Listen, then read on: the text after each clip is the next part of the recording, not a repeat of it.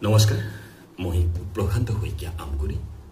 আজি আপোনালোকলৈ আগবঢ়াই দিব বিচাৰিছোঁ স্বৰচিত আন এটি কবিতা, ধুমুহাৰ সতে মন। বৰষুণ যাক আঁতৰি গ'ল, মুকলি আকাশত শুকুলা ডাৱৰৰ মাজত তেওঁৰ প্ৰতিচ্ছবি জিলিকি উঠিল। স্তব্ধ হৈ ৰ'ল বতাহ, সূৰ্যৰ উত্তাপ হ্ৰাস পালে, জনশূন্য হ'ল ৰাজপথ,